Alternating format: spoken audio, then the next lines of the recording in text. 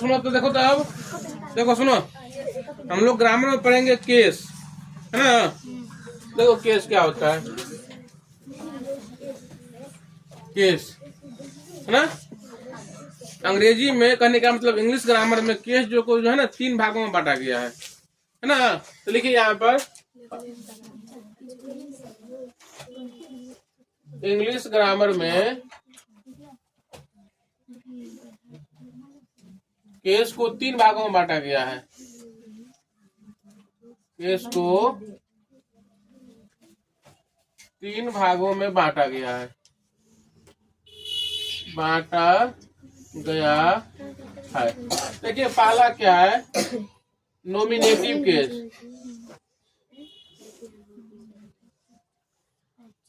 देखिए इसका मतलब क्या हो जाएगा, नॉमिनेटिव कोई भी वाक्य होगा ना, इसके जो शुरू में होगा, कहने का मतलब जो काम करने वाला होगा, उसको हम लोग क्या बोलेंगे, नॉमिनेटिव केस, है ना।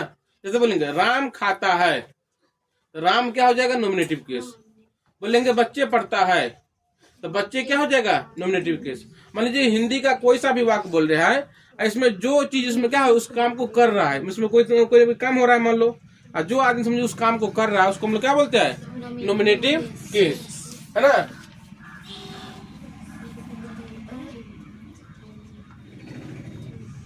जिसने करो, जो नॉन या प्रोनाउन, नॉन या प्रोनाउन, जो नॉन या प्रोनाउन किसी कार्य को करता है,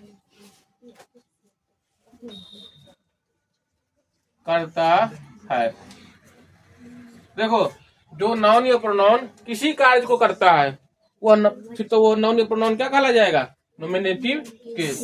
तो उसे नॉमिनेटिव केस कहते हैं, नॉमिनेटिव केस कहते हैं।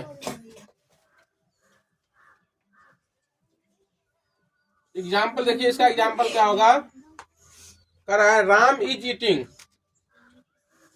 राम इज ईटिंग, इसका मतलब क्या हो गया, राम खा रहा है। तो बोलो इसमें नॉमिनेटिव केस कौन हुआ, काम, इसमें काम हो रहा है खाने का, लेकिन खाने वाला काम कर कौन रहा है, राम, इसलिए राम को हम लोग क्या बोलेंगे, नॉमिनेटिव केस, NOM और CASE लिख देते हैं, समझा जाएगा। दूसरा एग्जाम्पल देखिए, काउ ईट ग्रास, काउज ईट ग्रास, इसका मतलब क्या हो जाएगा, गाय घास खाती है। तो बोलो इसमें खाने वाला काम तो हो रहा है घास, लेकिन खा कौन रहा है, गाय, मतलब काउ, तो क्या हो जाएगा, नॉमिनेटिव केस, है ना। अब तीसरा देख लीजिए, ही रीड्स इन क्लास 6 या 7, ही रीड्स इन क्लास 7, इसका मतलब क्या हो गया, बोलो वह कक्षा 7 में पढ़ता है। तो बोलो पढ़ाई का तो काम हो रहा है, इसमें काम करने वाला कौन है, वह, है ना। तो यहाँ पर कौन आया शुरू में, ही आ गया, ही वह आ गया, तो वो क्या हो जाएगा, नॉमिनेटिव केस, है ना, नॉमिनेटिव केस हो गया। तो पहला खत्म हो गया। दूसरा देखिए क्या हो जाएगा, दूसरा हो जाएगा ऑब्जेक्टिव केस।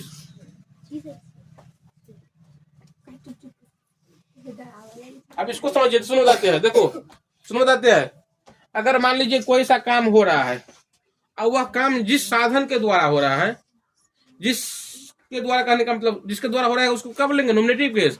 आज जिस साधन से हो रहा है उसको हम लोग क्या बोलते हैं, ऑब्जेक्टिव केस।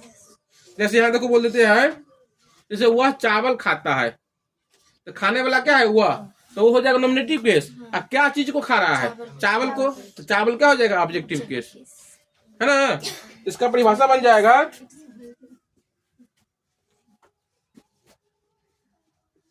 जो नाउन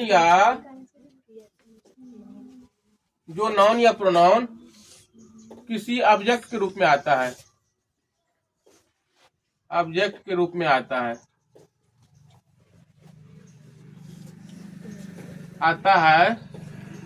उसे ऑब्जेक्टिव केस कहते हैं। ऑब्जेक्टिव केस कहते हैं। इसका एग्जाम्पल देख लीजिए, he eats rice, he eat rice. अब बताओ तो इसका मतलब हो जाएगा वह चावल खाता है। तो ये बताओ इसमें ही क्या हो गया, नॉमिनेटिव केस। ही क्या हो जाएगा, नॉमिनेटिव केस, क्योंकि वो काम कर रहा है। काम जो कर रहा है तो किसके साथ काम कर रहा है, चावल के साथ खा रहा है, चावल खा रहा है ना, इसको हम लोग क्या बोलेंगे, ऑब्जेक्टिव केस। अगला एग्जांपल देखिए इसमें, she loves me, she loves me. देखो वह मुझसे प्यार करती है, तो वह क्या हो जाएगा, देखो ये तो काम कर रहा है, तो क्या हो जाएगा ये नॉमिनेटिव केस। लेकिन मी क्या हो जाएगा बताओ, ऑब्जेक्टिव केस। तो ये हो जाएगा आपका ऑब्जेक्टिव केस। फोन बज रहा है तो बजने दो, है ना, है? इसको बंद कर देते हैं फोन को।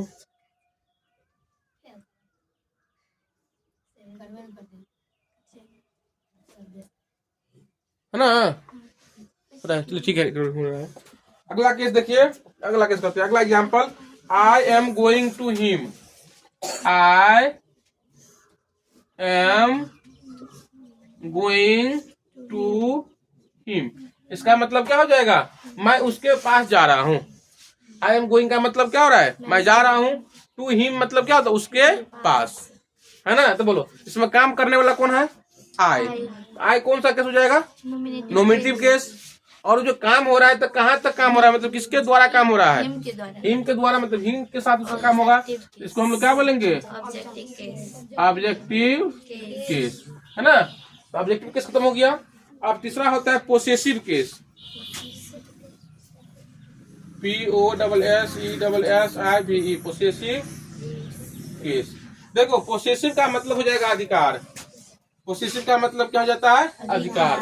सुनो, मान लीजिए कोई ऐसा वाक्य बोलते हैं जिसमें आपको अधिकार पता चलेगा। बोलेंगे यह मेरा घर है, यहाँ पर मेरा क्या है, अधिकार है घर के साथ। ऐसे नहीं कोई हमको भगा देगा घर से, है ना। मान लो तुम्हारा कोई साइकिल है, तुम्हारा साइकिल को दूसरा को नहीं जा सकता है। क्यों नहीं जा सकता, क्योंकि तुम्हारा इस पर क्या है, अधिकार है। तो जिस पर जिसका अधिकार होता है उस तरह के वाक्य को हम लोग क्या बोलते हैं, या उस तरह के शब्द में क्या बोलते हैं, पोसेसिव केस बोलते हैं ना। लिखिए, जिस नाउन या प्रोनाउन से, जिस नाउन या प्रोनाउन से अधिकार का बोध हो, अधिकार का बोध हो, जिस नाउन या प्रोनाउन से अधिकार का बोध हो, उसे पोसेसिव केस कहते हैं, है ना। इसका एग्जाम्पल देखिए क्या होता है। देखो दिस इज राम्स काउ, इसका मतलब क्या हो जाएगा, दिस इज राम एफिस्टॉफ काउ। देखो एफिस्टॉफ का मतलब बताएंगे इसी चैप्टर में का होता है, क्या होता है, का। तो दिस मतलब क्या, यह, इज मतलब है, राम्स मतलब राम का, काउ मतलब क्या, गाय। अधिकार हो गया ना, दूसरा को नहीं उसका दूध दूध सकता है, या उसको दूसरा को नहीं ले सकता है। क्यों नहीं ले सकता, क्योंकि इस पर गाय पर किसका अधिकार हो गया, राम का। यहाँ पर ये जो राम्स आ गया वो क्या हो जाएगा, पोसेसिव और केस हो गया। अगला एग्जांपल इसमें, she is my sister, she is my sister, है ना। मान लो मेरी बहन है, दूसरा नहीं कहेगा मेरा भी बहन है। क्यों, इस बहन पर किसका अधिकार है, मेरा अधिकार है। बस में आया ना। चलो बताओ इसमें बताओ सी क्या हो जाएगा, बताओ तो। सी हो जाएगा क्या चीज, नॉमिनेटिव केस, क्योंकि ये शुरू में आया हुआ है। और माई क्या हो जाएगा, पोसेसिव केस, क्योंकि माई से क्या संबंध हो रहा है, मेरा, इस पर अधिकार का पता चल रहा है। यहाँ पर क्या हो जाएगा, ये पोसेसिव केस। अब देखिए अगला, this is his cat, this is his cat. इसका मतलब बताओ, दिस मतलब यह, इज मतलब है, इज मतलब उसकी, कैट मतलब बिल्ली, यह उसकी बिल्ली है। तो बोलो यहाँ जो हिज आ गया इसका संबंध बता दिया उससे, बिल्ली से, इसलिए यहाँ पर हिज क्या हो जाएगा, पोसेसिव केस, है ना। यहाँ हो जाएगा ये पोसेसिव केस। अब देखो एग्जाम्पल देखिए, इसमें एग्जाम्पल आप लोगों को बना के लाना पड़ेगा।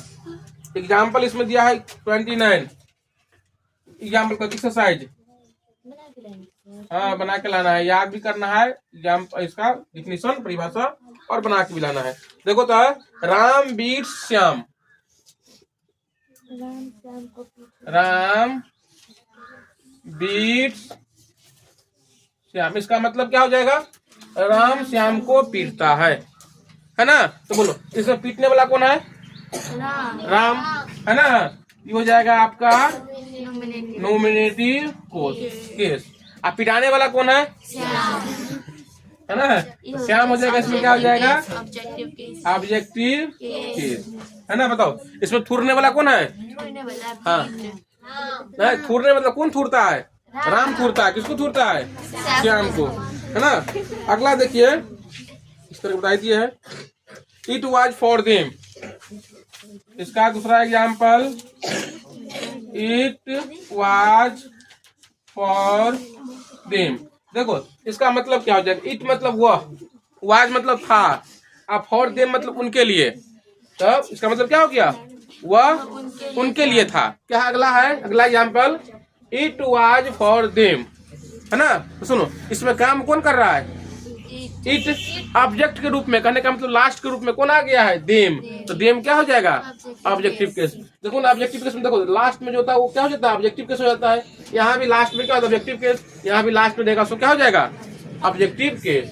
तो यहाँ पर ये हो जाएगा नॉमिनेटिव केस, और ये क्या हो जाएगा, ऑब्जेक्टिव केस। एक और देख लीजिए, है ना, दीज बुक्स आर माइन,